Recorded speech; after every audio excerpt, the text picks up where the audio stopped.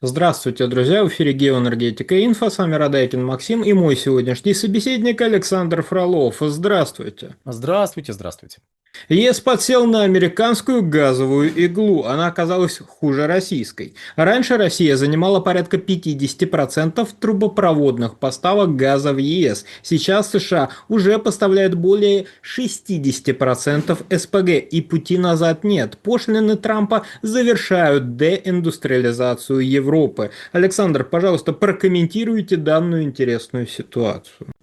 Если мы посмотрим на ситуацию прошлого года, то есть 2025, то мы увидим достаточно интересную картину, которая связана которая заключается в том, что Соединенные Штаты заняли второе место по объемам поставок природного газа в Европейском Союзе.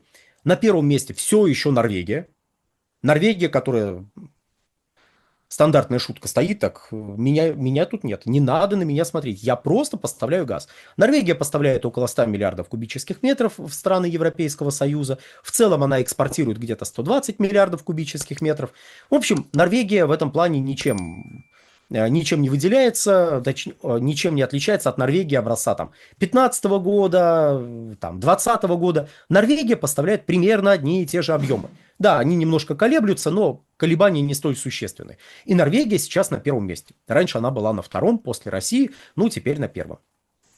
Надо ли пояснять? Думаю, надо, что объемы потребления газа в Европейском Союзе вообще, и точнее в Европе в частности, вообще и в Евросоюзе в частности, упали с 21 года по 25. При том, что в 25 году потребление газа в Европейском Союзе выросло по отношению к 24 году.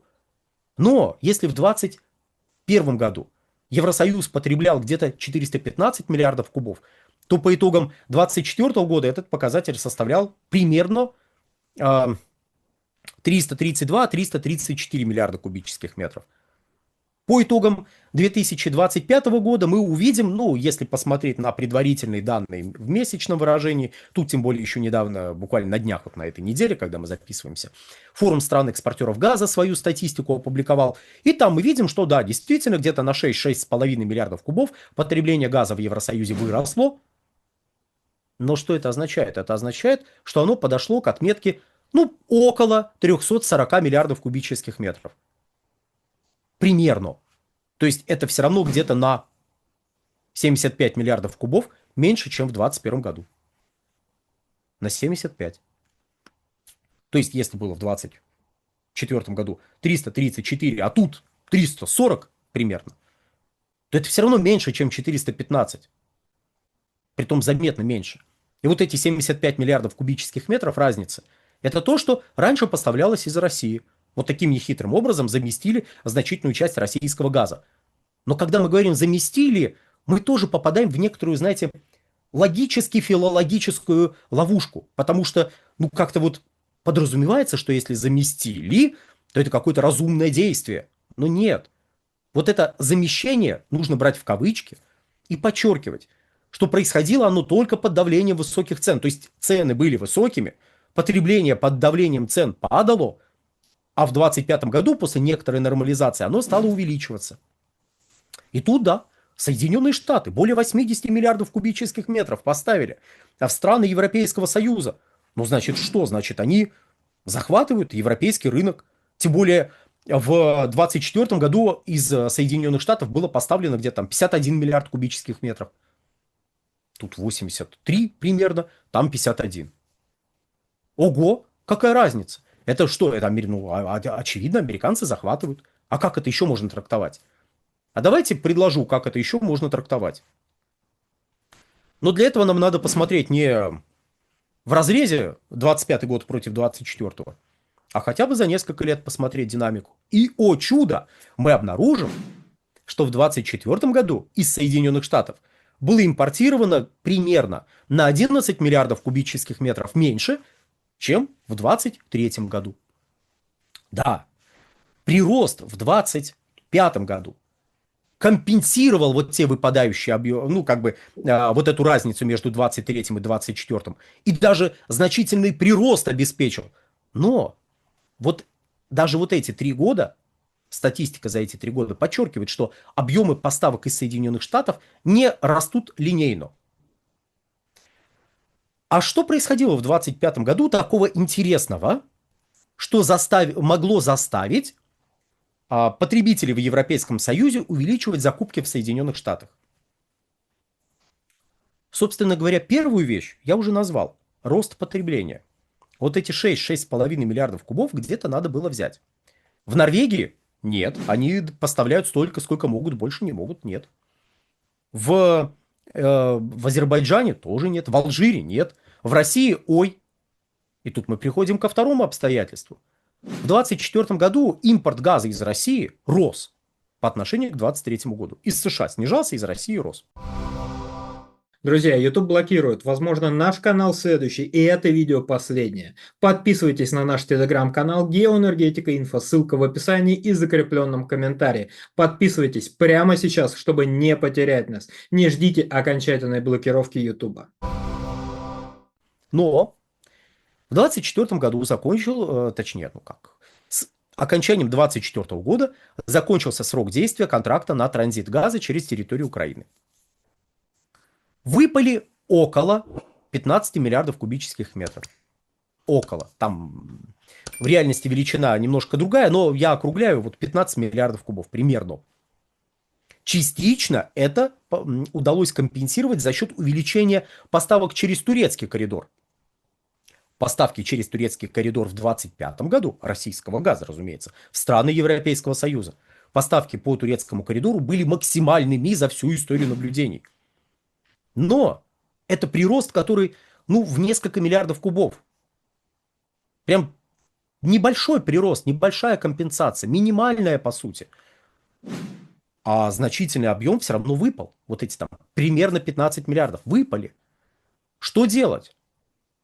У вас растет потребление, у вас один из надежных маршрутов поставок выпал.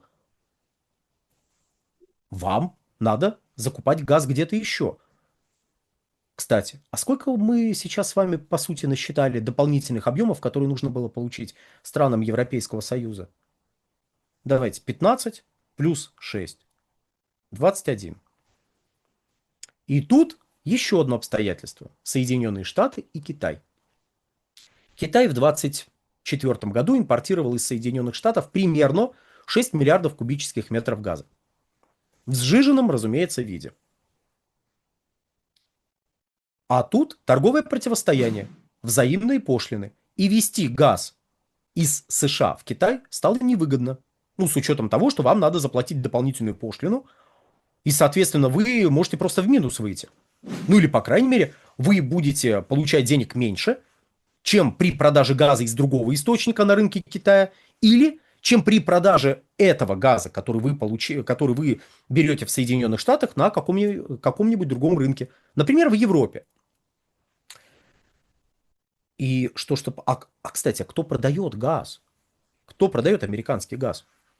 В Китае его продают преимущественно китайские компании, у которых есть контракты с заводами на территории Соединенных Штатов, где эти китайские компании газ берут, а дальше везут его на разные рынки. Кстати, в Европу тоже. То есть Китай не был главным рынком сбыта для того газа, который китайские компании брали на американских заводах. И заводы не определяют, куда газ идет. Им плевать. Более того, даже если вы не будете у них сжижать газ и брать этот газ, им плевать, потому что вы должны будете заплатить за сжижение по формуле «сжижай или плати». Так в контрактах прописано. То есть сжижаете вы, не сжижаете, денежку вы должны заплатить. А куда вы потом этот газ везете, заводу и его владельцу, все равно. Такая вот картина. То есть, первое, давайте еще раз. Рост спроса. Второе. Исчез украинский коридор. Третье. Газовые поставки, которые раньше шли в Китай, развернулись в сторону Европы. Да, немного. 6, может 8, так если прям пофантазировать, миллиардов кубических метров, развернулись в сторону Европы. Кстати, развернулись это не совсем правильно, потому что поставки идут с восточного побережья Соединенных Штатов, а с восточного побережья Соединенных Штатов ближе плыть в Европу. Мы тут как-то вычеркиваем пока вопрос о Панамском канале, вот об этих всех артериях. Европа довольно близко. И транспортные расходы получаются ниже, чем при отправке в Китай этих объемов. То есть вы экономите на транспорте и вы отдаете, ну, и вы продаете в Соединенные Штаты. То есть, смотрите, 15 миллиардов, выпавших на украинском направлении, это рыночное окно, которое просто открылось и которое надо было потребителям как-то закрыть, потому что им этот газ нужен. Плюс у них выросло потребление. Итого рыночное окно составляет 21 миллиард кубических метров. Вот. И вы наращиваете закупки из какого-то другого источника, хотя бы чтобы вот это окно закрыть. А учитывая колебания внутреннего производства, которое падает, учитывая колебания у других поставщиков, например, из Азербайджана, чуть меньше газа пришло в 2025 году по сравнению с 2024 годом. Ну и так далее. То есть по чуть-чуть, по чуть-чуть, по чуть-чуть, и оказалось, что а где еще брать газ? Ну вот там, в Штатах брать газ. Притом, когда мы говорим в Штатах брать газ, мы на самом деле имеем в виду, что компании, которые заключили контракты с американскими заводами, это не только азиатские компании, это Total, это Shell, это BP, это Orlen, это Eni и прочие европейские компании. Так вот, эти компании просто везут туда, где газ этот можно сбыть с максимальной выгодой для себя. Ну, если можно с максимальной выгодой сбыть в Европе, везут в Европу. То есть, когда вы слышите, что американцы везут свой дорогой газ, и поэтому цена газа в Европе выросла, то совершается, тем, кто так говорит, небольшая логическая ошибка. Ситуация ставится с ног на голову. В реальности это цена растет, и привозят газ из США. Это если немножечко упростить ситуацию. И последнее, что здесь хочется сказать, если динамика роста восстановления спроса в Европейском Союзе продолжится на уровне хотя бы прошлого года, то может возникнуть проблема, потому что с середины года открывается в кавычках новое рыночное окно, потому что на законодательном уровне подразумевается отказ от российского газа, от части российского газа в середине 2026 года и полный отказ от российского газа в конце 2027 года. При восстановлении спроса на газ, что противоречит ожиданиям Европейской комиссии, открывается не просто рыночное окно, а большое рыночное окно, которое для того, чтобы его немножечко закрыть, нужны будут большие объемы газа в несколько десятков миллиардов кубических метров. Ну, по меньшей мере, в 50 миллиардов кубов с учетом восстановления спроса в Европейском Союзе. То есть не только российский газ вычеркиваем его вот рыночное окно, там в 38 миллиардов кубов, но и добавляем туда где-то 12 миллиардов кубов, на которые за 2 года может вырасти потребление газа в Европейском Союзе с учетом динамики роста спроса на газ в Европейском Союзе в 2025 году. 50 миллиардов. Но, к счастью, возникают предпосылки для роста, точнее для кризиса перепроизводства на мировом рынке за счет ввода новых мощностей по производству сжиженного природного газа. Поэтому может кризис и не случиться, потому что вот это открывающееся окно может взять на себя все эти дополнительные объемы, которые не возьмет на себя Азиатско-Тихоокеанский регион. А Азиатско-Тихоокеанский регион – это крупнейший потребитель сжиженного природного газа на планете Земля, куда идет порядка 70% всего СПГ. И в этом плане Европа, мягко скажем, не самый привлекательный рынок и не самый перспективный. На этом, дорогие друзья, все. Всего хорошего. Александр, большое спасибо за комментарий. Друзья, подписывайтесь на телеграм-канал Геоэнергетика Инфо, подписывайтесь на телеграм-канал Александра Фролова, ссылки будут в описании и закрепленном комментарии.